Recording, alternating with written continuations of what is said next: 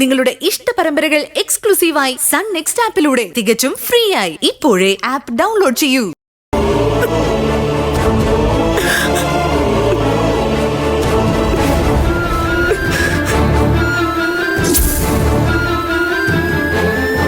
ഗിരിജയുമായുള്ള കല്യാണ തലേന്ന് ശ്രേയ കാവലുണ്ടെന്നും അവൾ മരിക്കാൻ പോവുകയാണെന്നും പെട്ടെന്ന് ചെന്നാൽ അവളെ രക്ഷപ്പെടുത്താമെന്നും പറഞ്ഞു.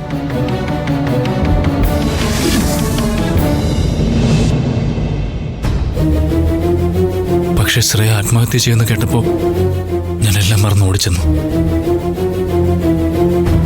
അപ്പോഴെന്റെ മനസ്സിൽ ഒരു ലക്ഷ്യം മാത്രമേ ഉണ്ടായിരുന്നുള്ളൂ. ഒരു നിമിഷം ഞാൻ വൈകിയിരുന്നെങ്കിൽ ശ്രേയ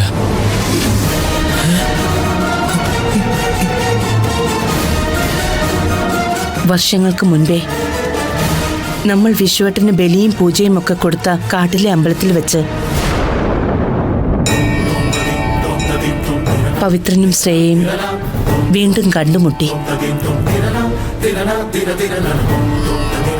പണ്ടു മുതലേ പവിത്രന്റെ അച്ഛൻ കാര്യസ്ഥനായി നിന്ന പൊന്നമത്ത് തറവാട്ടിലെ കുടിയടപ്പുകാരനായിരുന്നു.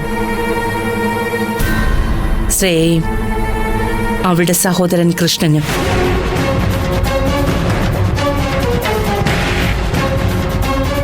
ഞങ്ങള് കല്യാണം കഴിഞ്ഞ് ഇങ്ങോട്ട് വന്നപ്പോ കുഞ്ഞായിരുന്ന പവിത്രനെയും ഒപ്പം കൂട്ടി.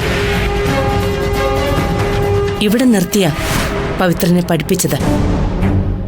വലുതായ ശേഷം ഇടയ്ക്കൊക്കെ പവിത്രൻ നാട്ടിൽ പോയി ശ്രേയയെ കാണുമായിരുന്നു എന്ന കാര്യം പിന്നാണ് വിശ്വേട്ടൻ അറിയുന്നത്.